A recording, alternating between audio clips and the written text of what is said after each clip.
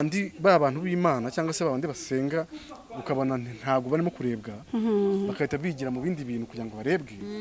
Ni iki kintu wabwira abo bantu bakurikira badukurikira mbese muri rusange? Aba bantu rero bakurikira imbuga nkoranyambaga ni ukuri kwirwa uteze amatwi zagara ntacyo bimaze. Hari izindi cano zigisha ijambo ry'Imana, ziruhura imitima y'abantu, zivuga ibintu kumva urafashijwe, izo baba arizo bajyaho barebe rwose. Ariko abantu birirwa batukana ngo bakunde bahitinge babone views, numva nta kintu bitumariye pe, nta nubwo bidukwiye nk'abantu muri rusange, kuko twataye ubumuntu.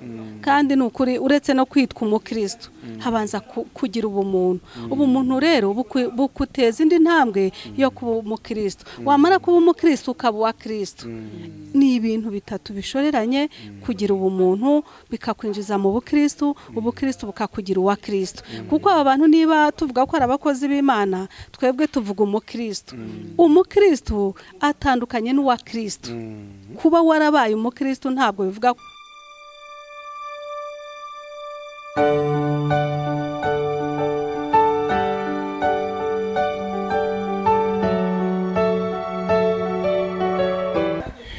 turabasuje neza abakunzi bacu bakuri Jane and Bertrand Show, aho muherereye hose mu bihugu bitandukanye. Nuko turabakunda cyane, ntago ari uburyarya, ntabwo ari ingingimira, ntago ari bya bindi by'ubu, ni urukundo, ni ukuri nta kindi. Nkomeza gushuza aba diaspora aho muri hose mwubahwe, namwe abanyafrika, abagande, abarundi, twese n'abanyarwanda, iburasirazuba, iburengerazuba, amajyepfo, amajyaruguru, turabakunda cyane kandi tubaza ku mutima. Nkomeza gushimira abakoze, wowe wakoze subscribe isaha none aha, turagushimiye cyane. Nawe mushyashya urimo kuza ufyondeho, ni ukuri turagukunda cyane kandi turakwishimiye. Isaha none aha rero murabona ndi kumwe na Sheri nkuko bisanzwe, tukagira n'umushyitsi n'ubundi nkuko bisanzwe. Ubu amaze kuba umusangwa, sibyo?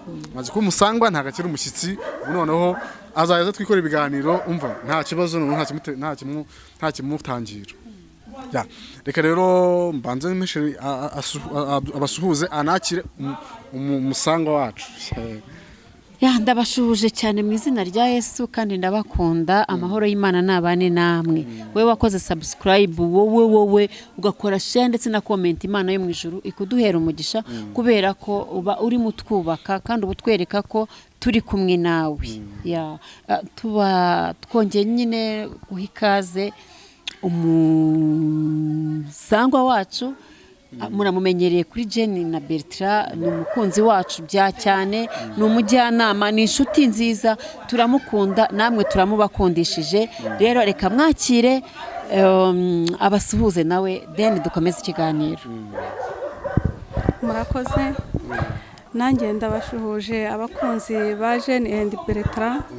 No kuvuga ngo nanjye ubwo ngubwo abakunzi be nanjye n'abakunzi banjye. Ubwo rero murakoze. Zibwire, harimo abashyashya bakiza batakuzi. Nitwa Mukamana Alphonsine. Arakoze cyane umusangwa wacu. Imana iduhana umugisha kuza kubana natwe. Sheri, topic y'ikiganiro iteye iti? Banza usenge. Mana we, nari nirukankanye we, wadusengeye. Senga. Mana turagushimye, tuguhaye icyubahiro. Uri Imana ikomeye, uri Imana ihambaye, uri Imana ikora imirimo n'ibitangaza, ibyananiye abana b'abantu mwana, wowe urabishoboye. Ngaho rero habwa ikaze n'akarimo muri iki kiganiro, ukiyobore mwami, uduhe kuvuga ibiganiro byubaka, uduhe kuvuga ibiganiro bifasha ubwoko bwawe, ndetse uduhe kuganira ibiganiro bisana imitima y'abawe. Data wa twese rero ugira neza, bana natwe nka Alpha ndetse usozonye natwe nka Omega, dusenze twizeye mu izina rya Yesu. Amena. Wakoze cyane Maduduri, bamwita Maduduri. Isaha none aha rero tugiye kuganira ku kintu cyitwa iki. Tugiye kuganira, Sheri bivuge cyangwa bivuga? Bivuga. Reka bivuge. Tugiye kuganira ku kintu cyitwa abakozi b'Imana, abijanditse n'abatijanditse, mbese bo muri iyi minsi. Hari abiyamwe na ribu, mbese hari ababirimo batabirimo. Tugiye kubivugaho muri rusange.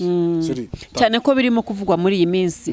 Bakunzi bacu, hari ibintu bimaze iminsi ko byatangiye kera dusaba yuko n'inzego zibishinzwe zakomeza guhosha ibi bintu by'ubushyamirane, ibintu bitubaka sosiyete nyarwanda n'ukuri babikureho.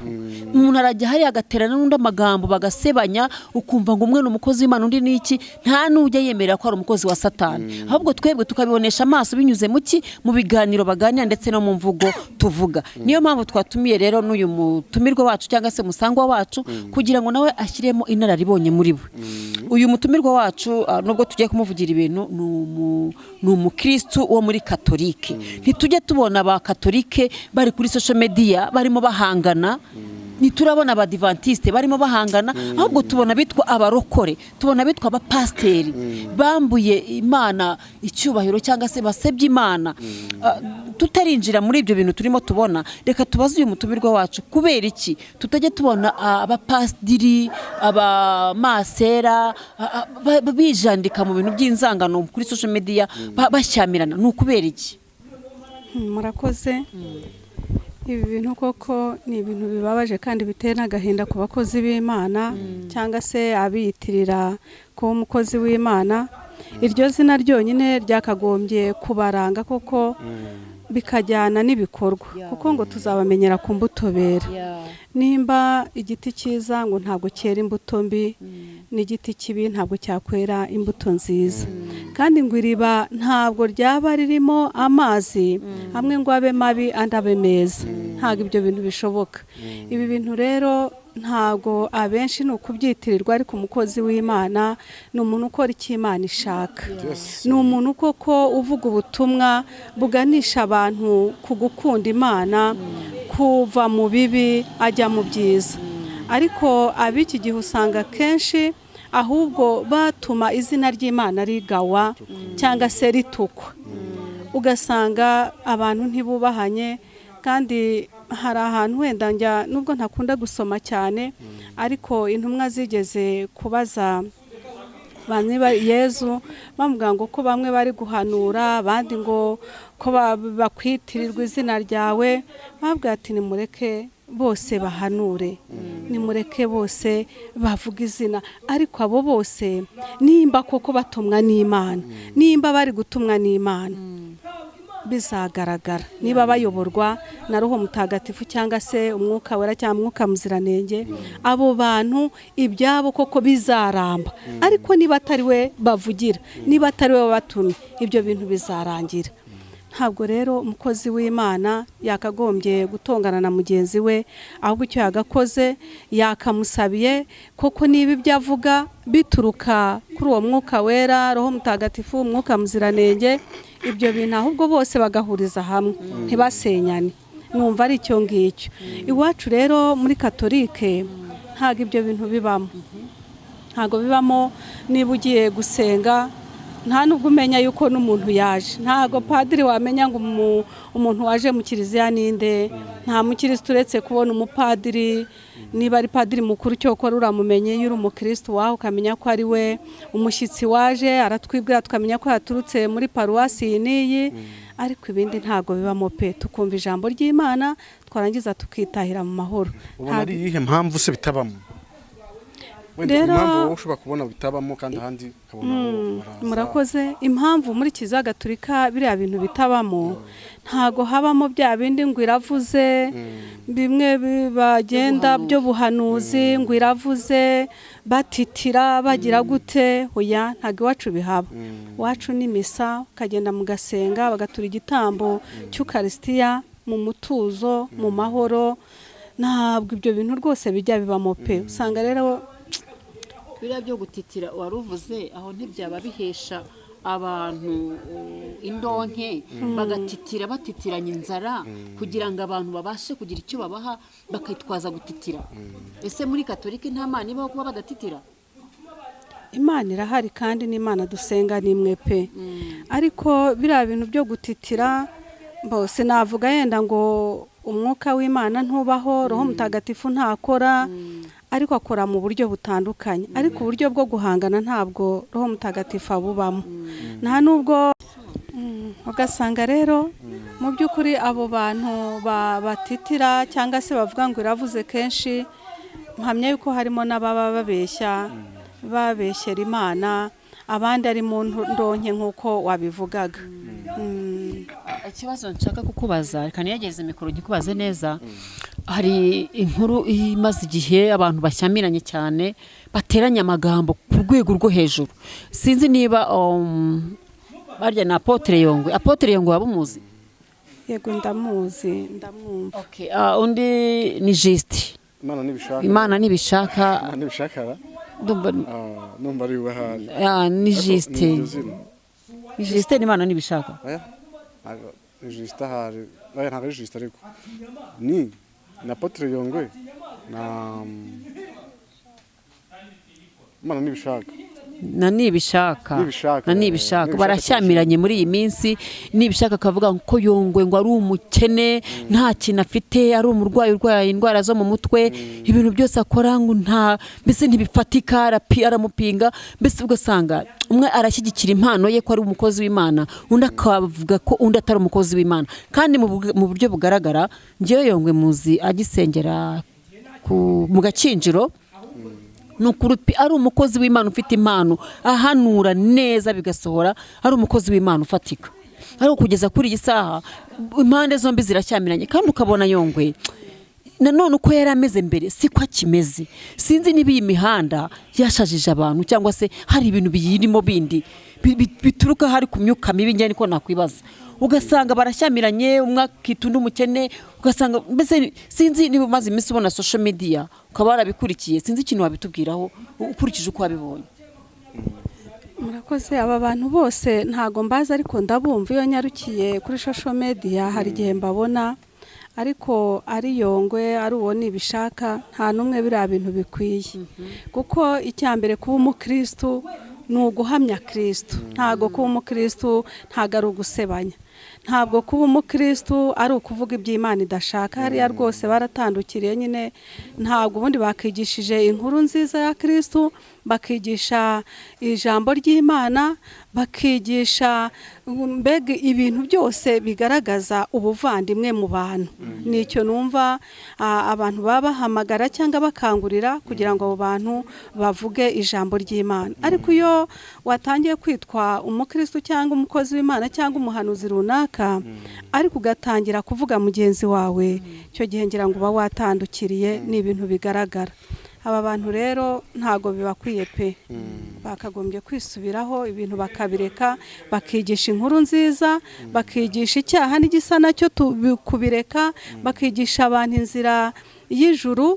Ariko ibindi numva batagombye kwirwa baterana amagambo pe, birakabije. None iyo turebye tubona ubundi tubyita amatiku cyangwa amatiku, ubundi niko tubyita cyane cyane. Ariko tugasanga nibyo bintu abantu bakunda gukurikira cyane kuri social media. Ugasanga nibajya ku bindi bakabahindurira, bakajya ku bindi kuvuga wenda ijambo ry'Imana. Ese ni ukubera iki abantu ahubwo badakurikira ijambo ry'Imana cyangwa se batumva? Ntekereza ko bishobora kuba biterwa n'abantu baba babareba, kuko impamvu baba bashaka amafaranga bariye. Noneho nkavuga nti ese abantu bari bakurikiye abantu bigisha ijambo ry'Imana kuri YouTube, abantu benshi ntibayoboka, ahubwo ijambo ry'Imana akabyo bazajya bigisha kuruta uko bajya mu matiku cyangwa se mu guhangana kwa hato na hato. Ugasanga bibyaye ibindi bibyaye n'ibyaha nk'uko yiyamye bamwe na bamwe. Byaba biterwa ni ukuvuga ngo aho Bertrand, ibi bintu hari indirimbo tugira iwacu ngo iyo ugiye mu by'Imana nayo iba mu byawe. Ni ukuvuga ngo iyo uri mu by'Imana, Imana nayo ijya mu byawe. Kandi iyo uri kumwe n'Imana, iyo uri umukozi w'Imana, iyo uri umuntu koko usenga mu kuri, ntabwo gusebya mugenzi wawe ntibirimo, guhangana ntibirimo. Icyo cyo ni ikintu buri wese azi. Ntabwo rero ibi bintu baba bashaka izo views, ariko igihe kimwe ntago Imana ibishimira. Ni ukuvuga ngo no kwitwa ko waba uri umukozi w'Imana iyo titire bayivanaho, ahubwo bo bakigira kuri social media bagashaka views, bagaterana amagambo y'ibyo bintu bumva nyine bya rwaserera, ariko ntibitwe abakozi b'Imana, kuko barimo baratuma izina ry'Imana ritukwa, barimo baratuma abana b'Imana n'abasenga babagira nk'aho badasenga. Ni ukuri ibi bintu babireke bafatira indi zina pe. Impamvu nemvuze gutyo nuko hari abakozi b'Imana benshi bite gutyo, nanjye wenda mu buryo ntacyo, hari abakozi b'Imana benshi barya amafaranga menshi y'aba diaspora kubera kubabeshya ngo barabahanurira, cyangwa bakumva bashobora kwimagine ikintu bakagihanura bakavuga ati bagira Imana, kabyite gutyo, bagira Imana cya kintu kikaba. Noneho baba diaspora niba barabafunze amaso simbizi, bakumva ko wa muntu koko ari umuhanuzi wa nyawe, bakaba banohereza n'amafaranga menshi kugira ngo uwo muntu abasengere anababwira ubwo buhanuzi, nyamara nta buhari. Urumva ibyo byo tayari bitatangiye gukora icyaha just kuko niba umuntu mubeshya ngo ugiye kumuhanurira akakohereza amafaranga, wenda konamubwira ati genda ujye kugusengera, nukira uzanyohereza amafaranga naye, ukamusengera wenda akaguha avance, wamara kugusengera ntunakire kandi yaguha avance ntuzayimusubiza, tayari ni mu rukiko. Ese ni kubera iki abantu b'Imana barishishi iyo mpano, noneho n'abantu nabo bakabapfuka amaso bakemera bagakoma amashyi bakohereza amafaranga, kandi bakabaye nabo byanze bikunze iyo ikintu kibayeho rimwe kikabaho kabiri, ubwa gatatu byanze bikunze nta muntu wapfa kugira ute wapfa kugufunga amaso. Ese biterwa n'iki kugira ngo uwo muntu we bamufunga amaso ntarebe ibyo bintu abantu barimo gukora, kandi byarabaye rimwe kabiri gatatu byitwa icyaha? Byaba biterwa n'iki? Kuko impamvu nta kazi ndabona kabaho muri iyi si kunguka ari uko wavuze umuntu, kunguka ari uko wagiye mu matiku, kunguka ari uko wagiye mu, ariko ikintu cyitwa YouTube yo niyo kintu nabonye ushobora kugira amafaranga menshi wavuze ku muntu, wamututse, wabeshye, mbese ikintu cyerekeranye no kubeshya YouTube warya amafaranga rwose.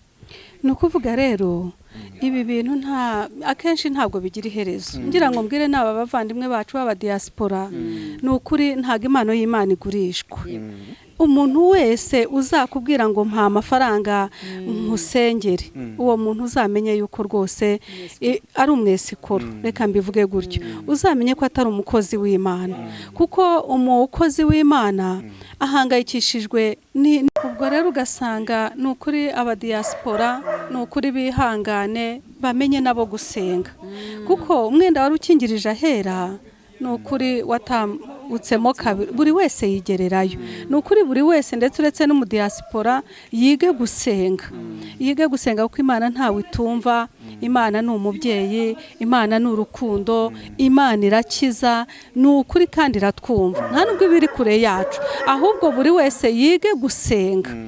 Uburyo bwo gusenga rero ni ukuganira n'Imana nk'uko umwana aganira n'umubyeyi we, ukicara waba ufite ikibazo, uburwayi, niba wivuje kwa muganga biranze, kandi niyo ugiye kwa muganga urasenga kugira ngo na muganga nibura niyo Mana imukoreshe abone uburwayi bukire. Twige rero ubundi buryo bwo gusenga, kuko aba bantu rwose umuntu uzakubwira ngo ngusengera umpa amafaranga, ni ukuri azumve yuko iryo nta sengesho ririmo, ahubwo azapfukame ajye mu cyumba cye asenga Imana, ayihamagare, izamwumva. Ntabwo twese iratwumva, ni umubyeyi. Ariko ibi bintu rwose aba bantu navuga ngo utumva ibyo bintu ameze nka wundi Nyabarongo yica uyizaniye, nta kuntu rero batazabarya. Ikindi kintu nakubaza, ni gute wumva umuntu w'Imana nka kuriya ajya kuri social media, ni gute wumva yakwitwara nk'ukuntu wowe wumva wenda mu mboni yawe yakwitwara, yaba kuri abo ba diaspora, yaba kuri abahanurira, yaba ku muntu wari we wese yakwitwara cyangwa yaje kuri social media mu mboni yawe? Njyewe rero uko mbibona, niba uri umukozi w'Imana mu ngabire wahawe, niba ariyo kwigisha ijambo ry'Imana, ngwino kuri social media wigisha ijambo ry'Imana. Niba warahawe iyo kuririmba, ngwino uturirimbire. Hari abantu bafashwa nuko umuntu yakwicarana akaririmba mu ijwi rye ry'umwimerere.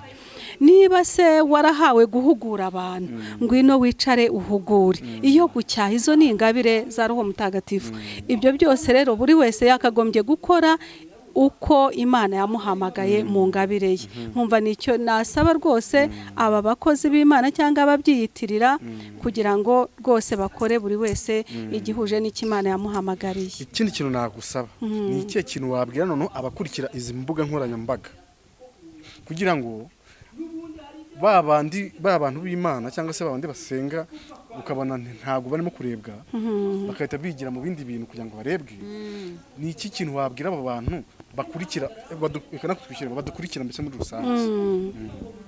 Aba bantu rero bakurikira imbuga nkoranyambaga ni ukuri kwirwa uteze amatwi zagara ntacyo bimaze.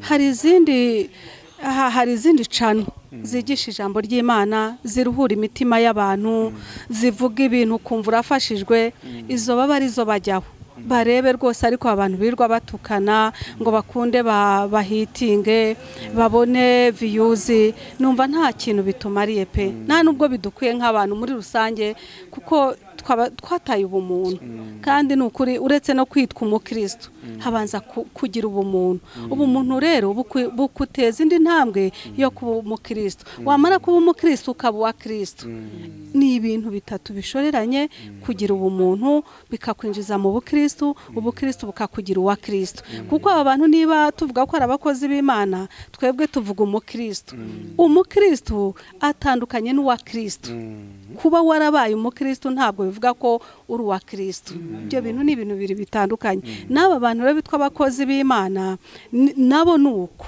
mu by'ukuri ni icyitiriro abenshi ariko ntabwo koko bakorera Imana kandi Imana ni nyinshi bashaka no ko yitwa umukozi w'Imana ari iyo Mana ye n'ubundi yamamaza ibyo rero ugasanga abantu barakurikira umuntu ngo umukozi w'Imana n'umuhanuzi w'Imana ariko hari indi Mana n'ubundi ari kwamamaza atari Imana yaremye ijuru n'isi ari mavuga dutandukanye ya ntacyo nanjye icyo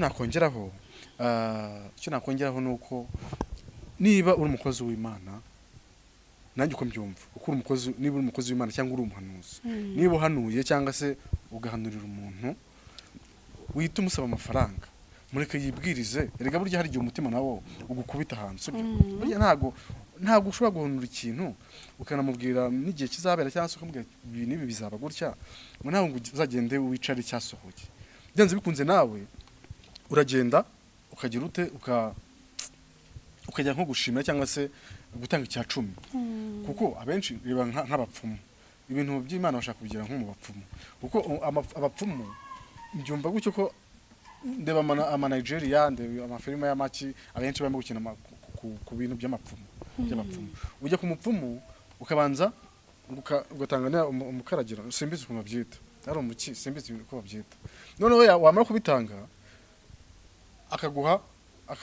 niba akaguhanurira ukazanagaruka uje kugira ute uje gushimira n'ibintu by'Imana niko bashaka kubigenza niko mbibona icyo rero nakwisabira abantu niba ari n'aba diaspora mu diaspora niba uhuye n'umuntu abenshi ni abangabo muri Afrika ngiye nibo mbibonaho iyo uhuye n'umuntu w'umunyafrika akaguhanurira akakubwira ati banza utange icya 10 ntago murimo kugura nkuko umusango wacu bivuze ntago murimo kugura ahubwo banza mubwire ati nibisohora nimba nabisohoye ngiye ubwanye nzibwiriza utanabimpatiye namwe mubigiramo uruhare iyo umukozi w'Imana akubwiye ukahita wirukanka nawe ugatanga amafaranga nawe banza umubwire kuko nawe ufite Imana cyangwa se unasenga Imana ibikwibwirire nawe inakwereka uwo muntu urimo kugwana n'uruwari kuko Imana dusenga iravuga ntabwo ari Imana iri bayari ntabwo ari Imana itumva iyo utitirije ukayibwira ati Imana nyiri kuri muntu urimo irabikubwira kandi ikabikubwira rero iyo ise wirukanka ukahita wohereza amafaranga ubuhiye rwose ubuhiye nanjye nicyo kintu nabasaba Sheri sinzi niba ari ikindi kintu nawe wenda bavugaho ikintu kiriho bari aba diaspora mwe barenganya nta mwanya babona wo kujya gusenga kandi benshi baba bashaka kwiyumvira icyo Imana ivuga kandi bitewe n'akazi kenshi bakora ntibabona umwanya ngo bajye imbere y'Imana basenga babapfunyikira rero bati turagusengera tumenye icyo Imana ikuvugaho kuko hari n'amafaranga bayakorera nyine ari menshi Ato. bagahita nta kibazo bayasohora. bajya bayasohora noneho nta kibazo. Ikibazo Yes. ni uko twe tutakwinjira mu butubuzi bera natwe dutubuye baduhereza ariko twebwe ntabwo twatubura. Oya ntacyo niba nta mwanya baba bafite. Nta mwanya baba ariko ntacyo bajya ariko babona. burya ushobora no kujya mu cyumba cyawe ukabwira Imana n'inota ingana. umwanya gusenga si ukwikebagura Yes. rwose icyo kintu tucyumve ntabwo gusenga ari ukwikebagura Cyane rwose. ijambo rimwe gusa kandi hari ahandi hantu henshi duhurira n'Imana ni ukuri ayo masaha ufite utashye nijoro ugafata Bibiliya yawe hariya Bibiliya nibwo buhanuzi butavangiye buriya Cyane. tugira burenze ibyo byose Bibiliya umaze gusenga hari ibyo twita taritine ugasenga ukabwira Imana uti Imana nk'ijambo ryawe kuri iki kibazo meze gutya ukabumbura ukasoma nk'ahantu wenda n'urugero ako kanya usangamo iby'Imana byose wari uyibwiye twige gusenga mu bundi buryo niho nahereye twige gusenga mu bundi buryo ndetse burenze ubwo twari dufite si ukwikebagura umwanya muto cyane umwana nta uyaganira n'umubyeyi ntabwo birindira umwanya munini umubyeyi ahita yumva n'icyo ashaka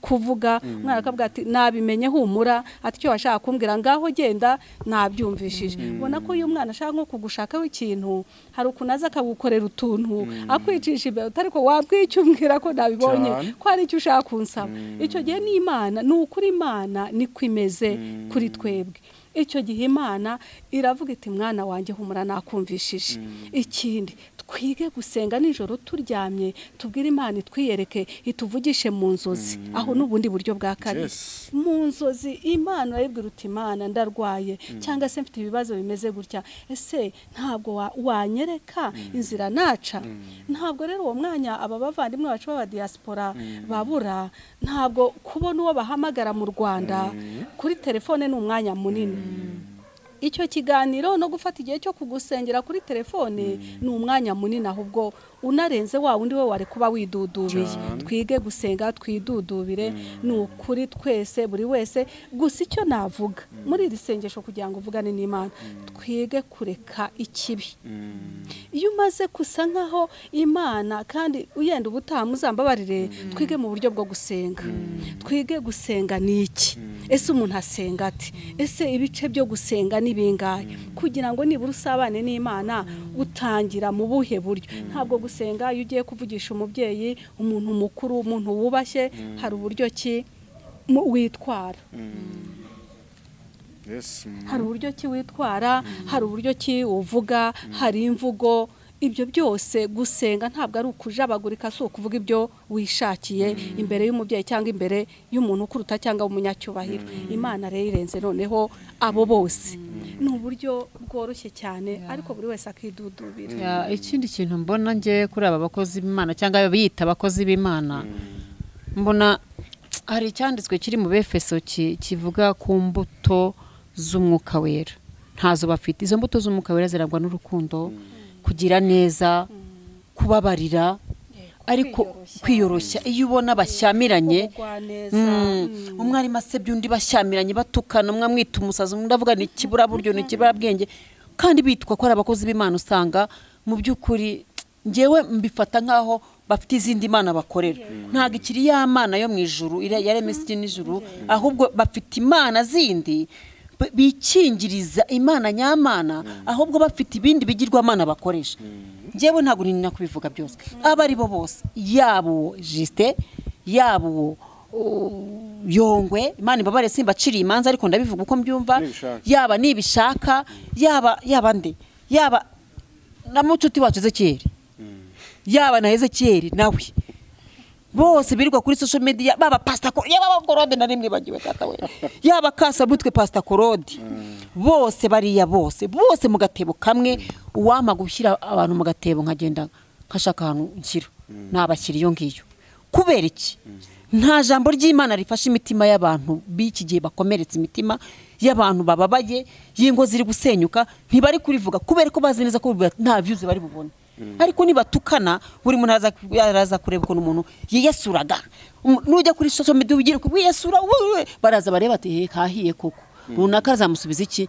ajye kuri yaca no kureba ibyo runaka azaza kumusubiza ariko ntabwo pasiteri runaka uri buvugeho ijambo ry'Imana bazaza kureba icyakurikiye rya jambo ry'Imana reka da bazaza kureba bari gutukana bashyamiranye. Niyo mpamvu nyuma y'uriya mwuka basohora kuri social media bashyamirana hari ikindi kintu kibyihishe nyuma cy'imyuka mibi bakorera. Harimo abirirwa basubiranamo ngo turaje tuvuge babapfumu wirirwamo, batangiye gusubiranamo.